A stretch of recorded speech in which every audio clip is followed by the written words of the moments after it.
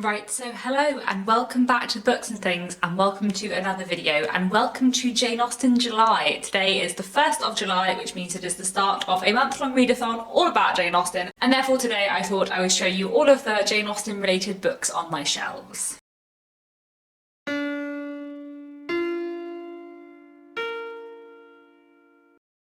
So today I'm going to do a bit of a Jane Austen bookshelf tour, so I don't have a specific Jane Austen dedicated shelf, but I do have quite a lot of books on my bookshelves that are to do with Jane Austen. So I thought I would show them all to you today. So I have 22 books on my shelves that are related to Jane Austen, and I'm just going to go through them and give you a little bit of an explanation about each of them. Many of these you will have seen in other videos before, or I will have mentioned in Jane Austen July recommendation videos and everything like that, but I thought I would just show you all of my Jane Austen books in one go. So let's start off with works by Jane Austen to begin with. Here I have my little collector's library selection. So this is a collection of all of Jane Austen's works in the collector's library edition. So the collector's library was an independent publisher. They're now part of Pan Macmillan and are the Pan Macmillan Collector's Library, and their new editions look a little bit different. So you can still get editions of Jane Austen by this publisher in the same size, but they are slightly different covers. They have blue covers instead. But I really like these stripy ones, which I've been collecting for a very long time. I've had all of these since I was a teenager, and you can tell that my copy of Pride and Prejudice is looking a little bit worse for wear. It's definitely been read many, many times.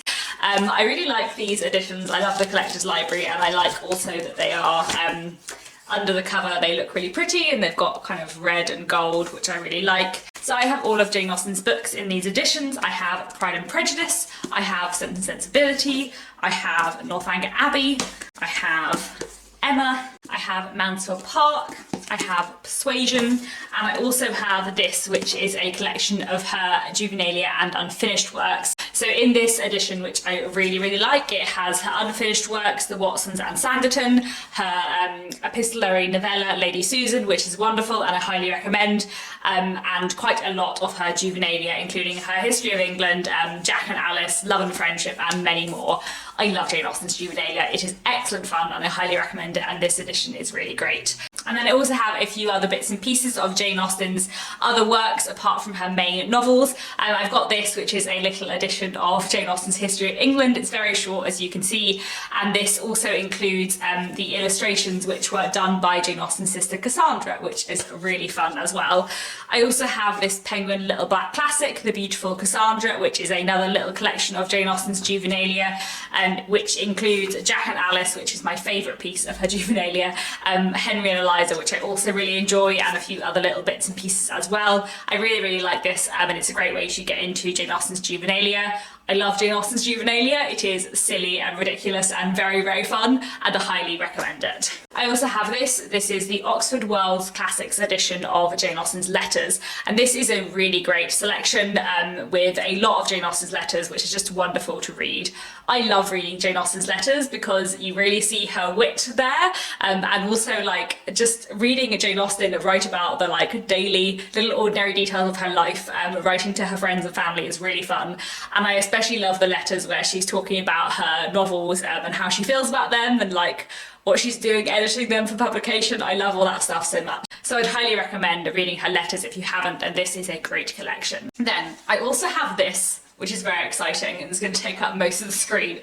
So this I only got this week and I'm very excited about, but this is a manuscript edition of Lady Susan, and this is published by SP Books. SP Books are an independent publisher based in Paris, and they specialise in creating special edition manuscript versions of classics, which are kind of copies of authors' original handwritten versions. I'll show you inside the book in a second so you can see what I mean. They have quite a lot of things. I'll link their website and their details down below. They've got versions of Frankenstein and The Picture of Dorian Gray and Alice's Adventures in Wonderland, and tons of other books in these very, very cool editions. And they very kindly sent me this one of Lady Susan for review. So let me show you inside because it's very, very cool. I'm just gonna insert some clips of this book because I think it is too hard for me to hold this up and talk at the same time. But what is so cool about this book is it is, effectively like photocopied versions of Jane Austen's original manuscript of Lady Susan as she originally wrote it, which is especially fun for Lady Susan because it is an epistolary novel, and so it looks like letters, and obviously it was letters, and so it's just really fun to have it handwritten.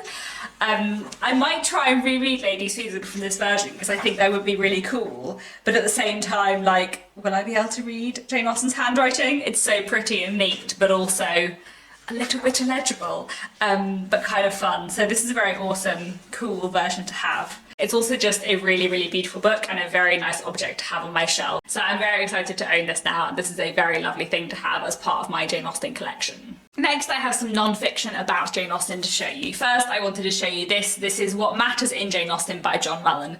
This is like my favourite non-fiction book ever. It is amazing. You might well have heard me talk about this book before because I do like to go on about it in Jane Austen July, but this is a wonderful, wonderful non-fiction book all about how wonderful Jane Austen is and all about like the little details in Jane Austen's work. And what I really love about this book is that John Mullen doesn't look at like each novel in turn. He looks at Jane Austen's body of work as a whole and discusses like the patterns and little things you can spot between all of her novels, which I just love. So it's separated by like small details in her books, which he explores and kind of posed as questions. So like, how much does age matter? Which important characters never speak in the novels? What games do characters play? When does Jane Austen speak directly to the reader? And everything like that. And it's just a wonderful, wonderful read. If you've read all of Jane Austen's books, you should absolutely read this. It is fantastic.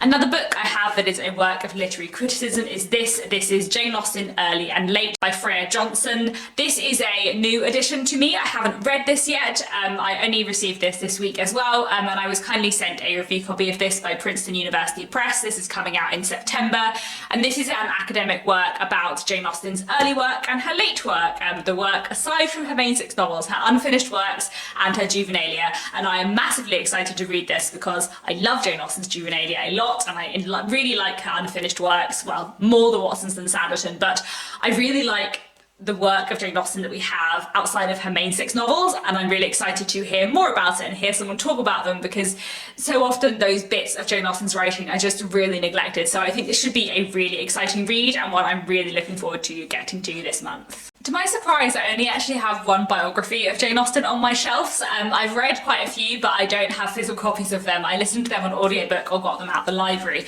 But I do have this one biography, which is Jane Austen, the Banker's Sister by E.J. Clary. And this is a dual biography of Jane Austen and her brother Henry, looking at their relationship and both their lives. Henry is my favourite of the Austen siblings. I do have a favourite Austen sibling. I really like Henry. He's a fascinating person.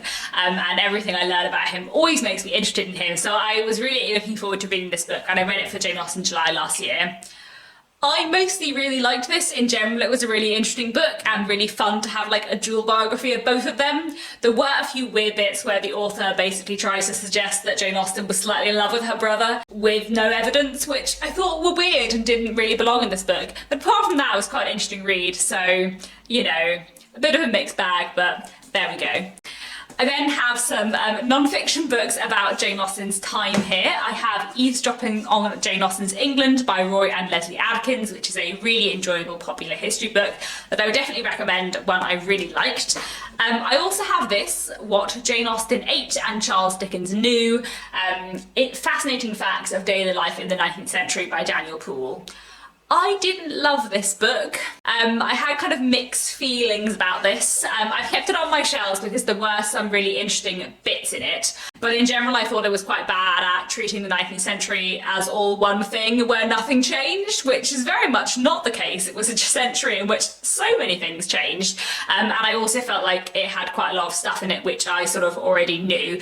So I feel like it would be interesting in some ways for like little details, and I've kind of kept it on my shelves for reference, but I didn't find it a wonderful read, so I wouldn't massively recommend it. I also have this, Elegant Etiquette in the 19th Century by Mallory James. This is not technically a Jane Austen book, doesn't have Jane Austen in the title, but for me it is so much a Jane Austen book that I thought I would mention it here, and also because I love it. This is a book all about elegant etiquette in the 19th century. It's all about etiquette and what etiquette meant, the rules of etiquette in various different branches of society, and it's just a wonderful read. And it does feel very, very relevant to Austen because obviously etiquette is very important in Jane Austen's novels. But obviously it's the whole of the 19th century, so it talks about quite a lot of how etiquette changed over the 19th century. One thing that I very much like about this book, in comparison to the one I just spoke about, and in comparison to a lot of history books that talk about the 19th century, is how this book talks a lot about how things changed over the 19th century, how etiquette and social rules did change a lot through the years, and also kind of differ between country and town and different bits of the country. So I really, really liked that about this book, and that made it a really wonderful history book. And it's also just like really fun and really educational, but in a really fun way. So I just highly recommend this, and for me it is definitely very relevant to Jane Austen, so I thought I would slip it in here just in case. And then I have one other non-fiction book to show you, which I don't think I've actually ever shown on this channel before, which is this. This is Tea with Jane Austen, recipes inspired by her novels and letters by Pen Vogel. So this is a recipe book full of Jane Austen inspired recipes. So it's recipes for things which either feature in her novels or are mentioned in her letters. And so we've got like Bath buns, English muffins, Sally Lunn's buns, root cakes, plum cakes, and lots of other things like that. I've owned this for years and I don't think I've ever used it before, but maybe I will try in Jane Austen July to make something Austen-y and fun. I feel like that could be fun, so maybe I'll try and make a Regency-esque recipe at some point in the next month, we will see. Finally, I have a bunch of Jane Austen retellings to show you, and then we will be done with my Jane Austen July shelf tour. First, I have one that I haven't yet read, which has just arrived. I just got it this week and I'm very excited to read it, and that is Sensei and Sensibility by Karen Tay Yamashita. This is a short story collection full of short stories which are retellings of Jane Austen, which is going to be really, really fun. So the back says, in the California of the 60s and 70s, characters examine the contents of deceased relatives' freezers or collect a community's gossip while cleaning the teeth of its inhabitants. Mr. Darcy is captain of the football team, Mansfield Park materialises in a suburb of LA, and bake sales replace ballroom dancers. This sounds very, very intriguing, and I've just heard good things and it sounds really interesting, and this cover is weird but I like it, so I'm excited for this one. I'm going to read it in Jane Austen July and we will see what I think. And then I also have some other Jane Austen retellings. I have 3 retellings of Pride and Prejudice because, you know, why not? We have The Other Bennet Sister by Janice Hadlow. This is a retelling of Pride and Prejudice from Mary's perspective. I really liked this, but I don't think I loved it as much as a lot of other people did, or at least I don't think it stayed with me as much. Like, the reading experience itself was wonderful, but on reflection this book was a bit too long and hasn't stayed with me in the same way that some other Jane Austen retellings I've read had. So I would recommend it, but I don't think I loved it quite as much as some other people did. We also have Longborne by Jo Baker, which I did really love. This is a retelling of Pride and Prejudice from the perspective of the servants. I would actually say, conversely to The Other Bennet Sister, that I probably enjoyed the reading of The Other Bennet Sister more than the reading experience of Longborne, but Longborne has really stayed with me and is a book I've thought about a lot, and a book that does a lot of really clever things with reinterpreting Jane Austen and what it would be like to work for the Bennet family and kind of turning bits of Pride and Prejudice on its head. It just is a really, really interesting exploration of a different side of Pride and Prejudice, I suppose, and that is something that I do really like, even though I don't love the interpretation of Mr. Bennet. Everything else is good. And the interpretation of Wickham, terrifying, but actually bit of a stroke of genius. We also have this. This is a very interesting Jane Austen retelling. This is Unequal Affections, which is a Pride and Prejudice retelling. And its premise is, spoilers for Pride and Prejudice coming here, that what if Lizzie Bennet, rather than rejecting Mr. Darcy the first time he proposes, says yes, even though she doesn't love him because she thinks it will save her family. So in this novel, it basically takes place over the course of their engagement. She has accepted him, not loving him, but he loves her and thinks that she is in love with him, but she's not, and then everything kind of goes on from there. and it's really great, and I really liked it, and I just thought it was a really interesting thought experiment as well as a great read. And then the final book, the final Austen related book on my shelves, is not strictly a Jane Austen retelling, but I think kind of sort of comes in that category, inspired by Jane Austen, and that is this Miss Austen by Jill Hornby. This is a novel which is a fictionalised account of the life of Cassandra Austen, Jane Austen's sister, about the relationship between the two sisters, about Cassandra's experience of grief, both after the loss of her fiance, who died before they were able to get married, and also after the loss of her sister Jane. And it's about Cassandra when she's a little bit older, looking back on her life and her relationship with her sister, while kind of staying with a friend whose father has recently died. So it's a book about grief in so many ways, a book about family, about being a woman in a society that didn't really respect women, but also about being an ordinary woman in that society. Because I think we think so much about how Jane Austen was this extraordinary woman and kind of forget about all the ordinary women who weren't able to step out of the role given to them by Regency society in the way that Jane Austen, through writing her book, sort of was. And it's just an amazing novel, and I just really recommend it. It's so good. I love it very much. That is all. That is my Jane Austen July bookshelf tour. Those are all the Jane Austen related books on my shelf. I hope you enjoyed this little look through all the Austen books that I own. That is all I wanted to say for now. Welcome to Jane Austen July. I'm super excited for all the reading I have planned this month. Please let me know if you're taking part in Jane Austen July too. Please let me know if you have lots of Jane Austen related books on your shelf.